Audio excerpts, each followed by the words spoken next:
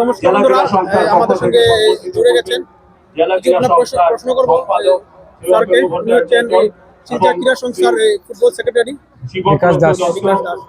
তো আমার প্রথম প্রশ্ন হচ্ছে, আপনি এই যে টুর্নামেন্ট আপনি বলতেছেন, টুর্নামেন্টটা যে সাকসেসফুল হয়েছে, আপনি বলতে পারেন এটা সাকসেসফুল? হ্যাঁ, গ্রেট সাকসেস তাই বলবো, কারণ আমরা 6টা দল নিয়ে খেলাটি অনুষ্ঠিত হয়। 6টা দলের মধ্যে এই 2টা দল প্রথম লিগ খেলেছে, লিগ খেলার পরে সুপার লিগ 4টা টিমে খেলা হয়েছে। 6টা টিমের নাম হলো India club, town club, Silchar sporting, তারপরে আপনার scholar sporting, Arunachal SS, town club, আর তারাপুর অ্যাথলেটিক ক্লাব। আর বরাকবেলিতে, স্পেশালি বরাকবেলি আর শিলচরের কথা বলছো, এখানে ফুটবলের আপনি কি ভবিষ্যৎ দেখতে পান? আমি একটা কথাই বলতে চাই, আগের যে ফুটবল, এই ফুটবলের মধ্যে অনেক তফাৎ হয়ে গেছে। কারণ all India football federation follow করছে ফিফাকে, ফিফা অল ইন্ডিয়া ফুটবল ফেডারেশনকে ফলো করছে। এরপরে আমাদের যে আসাম স্টেট, যেটা আসাম ফুটবল অ্যাসোসিয়েশন, এগুলো আমাদের স্টেট ডিস্ট্রিক্ট অ্যাসোসিয়েশনগুলোকে ফলো করে যাচ্ছি। তাই আমাদের এখানে লাস্ট ইয়ার আন্ডার 17, আন্ডার 13 এবং আন্ডার 15 ম্যাচ হয়ে গেছে। হওয়ার পরে ফাইনাল যে টুর্নামেন্ট হয়েছিল অল আসাম, সেটা আমাদের এখানে হয়েছিল ইন্ডিয়া ক্লাব মাঠে। সেটা আয়োজন করেছিলাম আমার ডিএসএ শিলচর ডিএসএ। তখন আমরা সাকসেস হয়েছিলাম। তো আমরা চাচ্ছি আজকে যে খেলাটা হচ্ছে সিনিয়র ডিস্ট্রিক্ট যে সুপার ডিভিশন, এরপরে ফার্স্ট ডিভিশন হচ্ছে আমাদের, সেকেন্ড ডিভিশন হচ্ছে, থার্ড ডিভিশন হচ্ছে, মহিলা ফুটবল হচ্ছে, আন্ডার 13, আন্ডার 15, আন্ডার 17 খেলা হচ্ছে।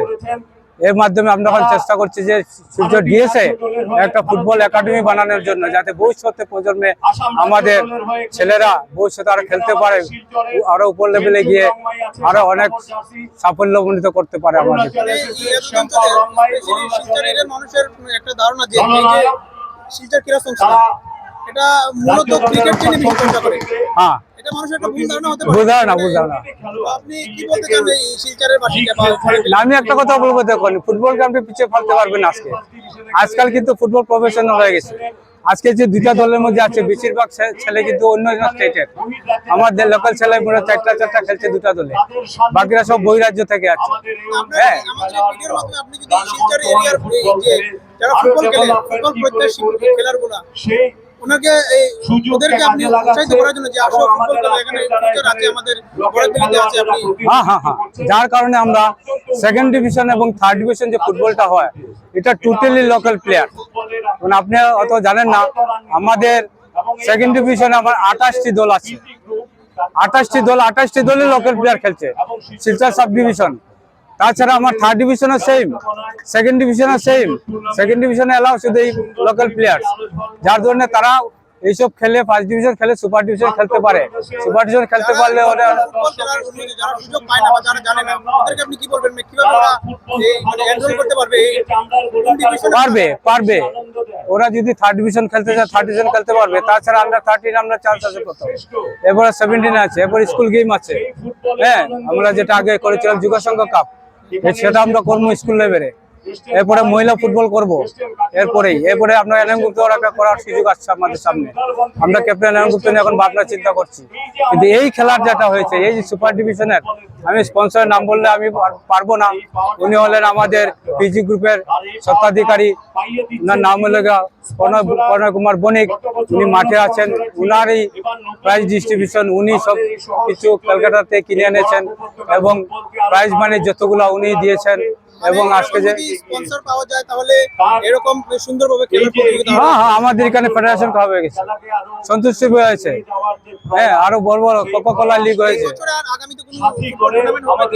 হ্যাঁ, নিশ্চয়ই হবে। আমাদের এই পুরো বছর আমাদের চলতে থাকবে। এই পূজাটা শেষ হওয়ার পর আমরা চাচ্ছি ক্যাপ্টেন এনএম গুপ্ত করবো। ক্যাপ্টেন এনএম গুপ্ত পরে আমরা মহিলা ফুটবল করবো। এরপরে আন্ডার 13, 15, 17 করবো। জোন ওয়াইজ করার পরে সেটা গিয়ে প্রথমে আবার ফাইনাল রাউন্ড খেলবে। আসামের 8টা জোন আছে, ওই জোনাল গুলাকে নিয়ে ফাইনাল রাউন্ড হবে।